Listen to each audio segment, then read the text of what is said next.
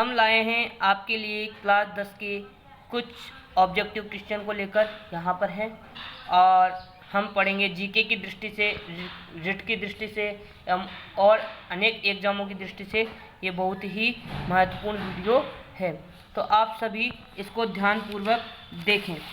First question है कि बौद्ध ग्रंथ अंगुत्तर निकाय से में कितने जनपदों का उल्लेख है। यानी बौद्ध ग्रंथ अंगुत्तर निकाय में कितने जनपदों का उल्लेख है। तो इसमें जो है 16 जनपदों का उल्लेख है। कितने जनपदों का उल्लेख है? 16 जनपदों का उल्लेख है। अगला प्रश्न देखेंगे, क्वेश्चन नंबर 2। निम्न में से महान जनपद नहीं था। निम्न में से महान जनपद नहीं था। तो आमेर इसमें से महाजनपद नहीं था, क्योंकि पांचाल भी है, मगध भी है और कंबोज भी है। ये महाजनपदों के अंतर्गत आते हैं, लेकिन जो आमेर है ये क्या नहीं है, ये महाजनपद नहीं है।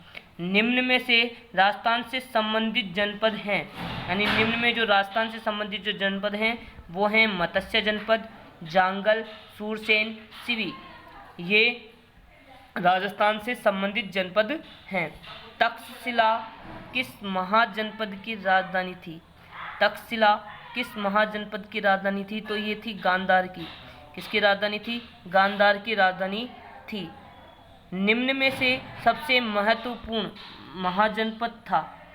निम्न में से जो महत्वपूर्ण महाजनपद था वो था मगध। अंग भी नहीं था, सूरसेन भी नहीं था और अवंती भी नहीं था। मगध एक ऐसा जो जनपद था जो बहुत ही महत्वपूर्ण महाजनपद था।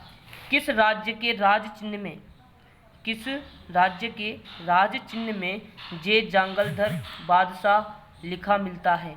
तो जे जांगलधर बादशाह किस में लिखा मिलता है? यह है बीकानेर में लिखा मिलता है। किस में लिखा मिलता है? बीकानेर में।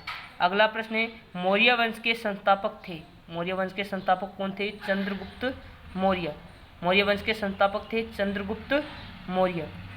चंद्रगुप्त मौर्य का गुरु कौन था? चंद्रगुप्त मौर्य का जो गुरु था वो कौन था? कौटिल्य। कौन था? कौटिल्य था। तो अगला प्रश्न देखेंगे, क्वेश्चन नंबर 9। निम्न में से किस मौर्य शासक ने वृद्धा अवस्था में भद्रबाहु से जैन धर्म की दीक्षा ली थी? निम्न में से किस मौर्य शासक ने, यानी ये मौर्य शासक था, किस मौर्य शासक ने वृद्धा अवस्था में भद्रबाहु से जैन धर्म की शिक्षा ली थी? किससे शिक्षा ली थी? भद्रबाहु से जैन धर्म की दीक्षा ली थी। तो किस शासक ने ली थी? कि कौन सा मौर्य शासक था? वो था चंद्रगुप्त मौर्य। कौन सा था? चंद्रगुप्त मौर्य ने। किस मौर्य शासक को यूनानी लेखक अमित्रोचेटस कहते थे? यानी किस मौर्य शासक को, ऐसा कौन सा मौर्य शासक था जिसको यूनानी लेखक क्या कहते थे? अमित्रोचेटस कहते थे। तो बिंदुसार था वो। कौन था? बिंदुसार शासक था, जिसको क्या कहा जाता था? अमित्रोचेटस कहा जाता था। राज्य अभिषेक से संबंधित लघु शिलालेख में किस मौर्य शासक ने स्वयं को बुद्ध शाक्य कहा है? यानी राज्य अभिषेक से संबंधित लघु शिलालेख में किस मौर्य शासक ने स्वयं को बुद्ध शाक्य कहा है? तो अशोक ने। यानी स्वयं को अशोक ने क्या कहा है? बुद्ध शाक्य कहा है। किस शिलालेख में? लघु शिलालेख में। यानी कि राज्य अभिषेक से संबंधित लघु शिलालेख में किस मौर्य शासक ने स्वयं को बुद्ध शाक्य कहा है? अगला प्रश्न है कि किस शिलालेख के अनुसार अशोक ने बुद्ध के त्रिरत्नों बुद्ध, धम्म एवं संघ के प्रति अपनी आस्था प्रकट की थी? बब्रू शिलालेख के अकॉर्डिंग। बब्रू शिलालेख कौन सा शिलालेख था? बब्रू शिलालेख में अपनी अवस्था प्रकट की थी। कौटिल्य के अनुसार राज्य के अंग हैं। कौटिल्य के अनुसार राज्य के अंग कितने थे? 7 अंग हैं। कौटिल्य के अनुसार राज्य के अंग हैं 7। किस वंश के शासन काल में भारत में प्रथम बार केंद्रीय शासन व्यवस्था की स्थापना हुई? किस वंश के शासनकाल में भारत में प्रथम बार केंद्रीय शासन व्यवस्था की स्थापना हुई थी? तो मौर्य वंश के शासनकाल में। शुंग वंश के संस्थापक थे पुष्यमित्र शुंग। शुंग वंश के संस्थापक कौन थे? पुष्यमित्र शुंग। गुप्त वंश के संस्थापक कौन थे? श्री गुप्त। गुप्त वंश के संस्थापक कौन थे? श्री गुप्त। क्वेश्चन नंबर 17 देखेंगे। किस शासक द्वारा चलाए गए सिक्कों पर अश्वमेध पराक्रम मिलता है? यानी कि ऐसा कौन सा शासक था, यानी कौन से शासक के द्वारा चलाए गए सिक्कों पर ऐसा कौन सा शासक था जिसने सिक्के चलाए थे और सिक्के पर क्या मिला था? अश्वमेध पराक्रम मिला था। तो अश्वमेध पराक्रम मिला था, वो था वो शासक नाम था समुद्रगुप्त। क्या नाम था उस शासक का? समुद्रगुप्त। किस गुप्त शासक को नालंदा विश्वविद्यालय का संस्थापक माना जाता है? किस गुप्त शासक को नालंदा विश्वविद्यालय का संस्थापक माना जाता है? तो कुमार गुप्त को। किसको माना जाता है? कुमार गुप्त को। अगला प्रश्न है, जूनागढ़ अभिलेख के अनुसार मौर्यों द्वारा निर्मित सुदर्शन झील का जीर्णोद्धार किस गुप्त शासक ने करवाया था? तो स्कंद गुप्त ने करवाया था। किसका निर्माण करवाया था? जूनागढ़ अभिलेख के अनुसार मौर्यों द्वारा निर्मित सुदर्शन झील का जीर्णोद्धार, यानी सुदर्शन झील का जीर्णोद्धार था, वो किसने करवाया था? स्कंद गुप्त ने करवाया था। किसने करवाया था? स्कंद गुप्त ने। मृच्छकटिकम नामक नाटक के लेखक कौन थे? तो विशाखा दत्त। मृच्छकटिकम नाटक के लेखक कौन थे? विशाखा दत्त। वर्धन वंश का सबसे प्रतापी शासक था हर्षवर्धन। कौन था? हर्षवर्धन। वर्धन वंश का सबसे प्रतापी शासक कौन था? हर्षवर्धन। पाल वंश का सबसे महान राजा कौन था? धर्मपाल। कौन था? धर्मपाल। पाल वंश का सबसे महान राजा था धर्मपाल। गुर्जर प्रतिहार वंश के किस शासक ने सिंध की ओर से होने वाले अरबों के आक्रमण का सफलतापूर्वक सामना किया था? नागभट्ट प्रथम ने। यानी गुर्जर प्रतिहार वंश के किस शासक ने, यानी ये जो शासक था कौन सा था? गुर्जर प्रतिहार वंश का था। नागभट्ट कहाँ का शासक था? किस वंश का शासक था? गुर्जर प्रतिहार वंश का शासक था। तो गुर्जर प्रतिहार वंश के किस शासक ने सिंध की ओर से होने वाले अरबों के आक्रमणों पर सफलतापूर्वक सामना किया था? वो था नागभट्ट प्रथम। संपूर्ण चोल राज्यों को 6 प्रांतों में बांटा हुआ था, जिन्हें कहा जाता था, यानी कि जो संपूर्ण चोल था उसको 6 प्रांतों में बांटा हुआ था, जिनको हम क्या कहा जाता था? जिनको मंडल कहा जाता। क्या कहा जाता था? मंडल कहा जाता था। क्वेश्चन नंबर 25 देखेंगे सभी कि राष्ट्रकूट वंश के किस शासक ने लगभग 64 वर्षों तक राज्य किया था? राष्ट्रकूट वंश के किस शासक ने लगभग 64 वर्षों तक राज्य किया था? तो अमोघ वर्ष ने 64 वर्ष तक राज्य किया था। किस चोल शासक ने तंजौर के शिव मंदिर का निर्माण करवाया था? यानी चोल शासक ने तंजौर के शिव मंदिर का निर्माण करवाया था। कौन सा ऐसा चोल शासक था जिसने तंजौर के शिव मंदिर का निर्माण करवाया था? वो था राजराज प्रथम ने। कौन सा शासक था वो? राजराज प्रथम ने। किस वंश के शासनकाल की नटराज शिव की कांसे की मूर्तियां सर्वोत्कृष्ट मानी जाती है? तो चोल वंश की जो मूर्तियां हैं शासनकाल की, जो नटराज शिव की जो मूर्तियां हैं कांसे की बनी हुई है, वो सर्वोत्कृष्ट मानी जाती थी। वो था कौन सा वंश था? चोल वंश। चालुक्य शासक विक्रमादित्य के जीवन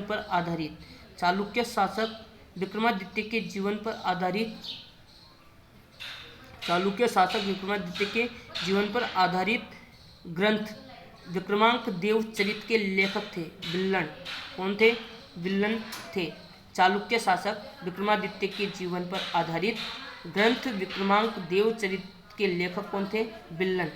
शक वंश के किस शासक की जानकारी जूनागढ़ लेख से प्राप्त होती है?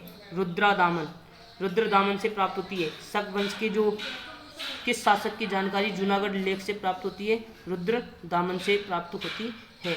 भारत का प्रमुख कुषाण राजा था कनिष्क। यानी कि भारत का प्रमुख कुषाण राजा कौन था? कनिष्क था।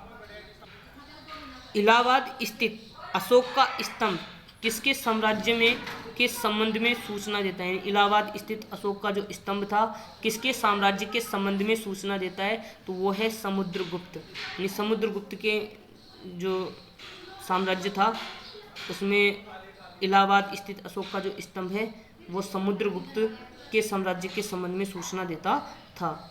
मौर्य काल में शिक्षा का सर्वाधिक प्रसिद्ध केंद्र था तक्षशिला। मौर्य काल के शिक्षा का सर्वाधिक प्रसिद्ध केंद्र था वो था तक्षशिला। महाजनपद युग के 16 जनपदों के नाम बौद्ध साहित्य में प्राय उल्लेखित मिलते हैं। निम्नलिखित में से किन जनपदों का नाम पाणिनि की अष्टाध्यायी में उल्लेखित है? तो वो है मगध, अस्मक और कंबोज। ये तीन जो हैं ये इसमें मिलते हैं, पाणिनि के अष्टाध्यायी में मिलते हैं। अष्टाध्यायी किसने लिखा? पाणिनि ने। तो महाजनपद युग के 16 जनपदों के नाम बौद्ध साहित्य में प्राय उल्लेखित मिलते हैं, यानी कि और 16 जनपदों के नाम किसमें मिलते हैं? बौद्ध साहित्य। और बौद्ध साहित्य कौन सा था? हमने पढ़ा था अंगुत्तर निकाय, उसमें ये 16 जनपदों का वर्णन मिलता है। लेकिन निम्नलिखित में से किन जनपदों के नाम पाणिनि के अष्टाध्यायी मिलते हैं? कुछ ऐसे जनपदों के नाम हैं जो पाणिनि के अष्टाध्यायी में मिलते हैं, वो हैं मगध, अस्मक और कंबोज। ये वेरी इंपॉर्टेंट क्वेश्चन है पढ़ाई की दृष्टि से। महान संस्कृत कवि एवं नाटककार राजशेखर निम्न में से किसके दरबार में संबंधित था? यानी ये भी बहुत इंपॉर्टेंट क्वेश्चन है, ध्यानपूर्वक देखेंगे। महान संस्कृत कवि एवं नाटककार राजशेखर निम्न में से किसके दरबार से संबंधित था? यानी किसके दरबार से संबंधित था? वो था महेंद्रपाल के दरबार से। 4 ऑप्शन यहाँ दे रखे हैं, राजभोग, महिपाल, महेंद्रपाल, इंद्रजीत। तो ये था महेंद्रपाल। महान संस्कृत कवि था ये और नाटककार राजशेखर निम्न में से किसके दरबार से संबंधित था? यानी जो राजशेखर था वो किसके दरबार से संबंधित था? वो था महिपाल के दरबार से। अगला क्वेश्चन पर देखेंगे 35। निम्न में से अशोक के किस अभिलेख में पारंपरिक अवसरों पर पशु बलि पर रोक लगाई गई थी? यानी पशु बलि पर क्या लगाई गई थी? रोक लगाई गई थी। वो थी शिला अभिलेख फर्स्ट पर। निम्न में से अशोक के किस अभिलेख पर, यानी अशोक के जो अभिलेख थे उन अभिलेखों में से किस अभिलेख पर पशु बलि पर रोक लगाई गई थी? वो थी शिला अभिलेख 1 पर पशु बलि पर रोक लगा दी गई थी। ठीक है, किस पर लगा दी गई थी रोक? पशु बलि पर रोक लगा दी गई थी। भाषा जिसका प्रयोग अशोक के अभिलेखों में नहीं किया गया है वह है अरेबिक भाषा। यानी वो कौन सी भाषा थी जो अशोक के अभिलेखों में नहीं किया गया है? जिसका प्रयोग अशोक के अभिलेखों में नहीं किया गया है वह है अरेबिक भाषा। अरेबिक भाषा का प्रयोग अशोक के अभिलेखों में नहीं किया गया है। किस शासक के काल में चतुर्थ बौद्ध संगति का आयोजन कश्मीर में हुआ था? कनिष्क के। किस शासक के काल में चतुर्थ बौद्ध संगति का आयोजन कश्मीर में हुआ था? तो वो था कनिष्क। मौर्य काल में भूमिकर जो कि राज्य की आय का मुख्य स्रोत था, किस अधिकारी द्वारा एकत्रित किया जाता था? सीता अध्यक्ष के द्वारा। क्वेश्चन नंबर 37 हमने देखा कि किस शासक के काल में चतुर्थ बौद्ध संगति का आयोजन कश्मीर में हुआ था? तो कनिष्क के शासक के शासनकाल में चतुर्थ बौद्ध संगति का आयोजन कश्मीर में हुआ था। अगला प्रश्न है 38। मौर्य काल में भूमिकर जो कि राज्य की आय का मुख्य स्रोत था, किस अधिकारी द्वारा एकत्रित किया जाता था? सीता अध्यक्ष। Question number 39। गुप्त काल में गुजरात, बंगाल, दक्कन एवं तमिल राष्ट्र में स्थित केंद्र किससे संबंधित थे? वस्त्र उत्पादन से। किससे संबंधित थे? उत्पादन। यानी ये गुप्त काल में जो गुजरात था, बंगाल था, दक्कन था एवं तमिल राष्ट्र में स्थित केंद्र किससे संबंधित थे? वस्त्र उत्पादन से संबंधित थे। अगला प्रश्न है क्वेश्चन नंबर 40। बाल विवाह की प्रथा प्रारंभ हुई गुप्त काल में। किस काल में हुई थी? गुप्त काल में। अगला प्रश्न है 41। निम्नलिखित युग्मों में से कौन सा एक सही सुमेलित नहीं है? तो यहाँ 4 ऑप्शन आपको दे रखे हैं। कपूर मंजरी हर्ष के द्वारा लिखी गई है। मालविकाग्निमित्री, कपूर मंजरी, एक तो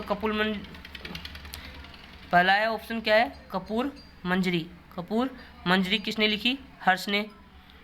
मालविकाग्निमित्री मित्र, कालिदास की, मुद्रा राक्षस, विशाखा दत्त की, सौंदरानंद, अशु घोष की। तो इनमें से कौन सा सही है? इसमें से सही सुमेलित नहीं है कपूर मंजरी हर्ष की।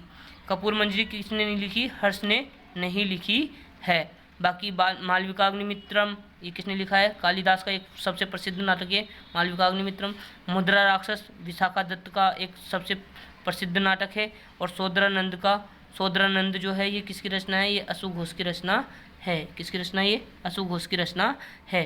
तो इनमें से जो सही सुमेलित नहीं है वो ये है कपूर मंजरी हर्ष की नहीं है। अगला प्रश्न देखेंगे, निम्नलिखित में से किसने राष्ट्रकूट साम्राज्य की नींव रखी? यानी कि किसने राष्ट्रकूट साम्राज्य की नींव रखी थी? तो वो था दंती दुर्ग ने। किसने रखी थी? दंती दुर्ग ने।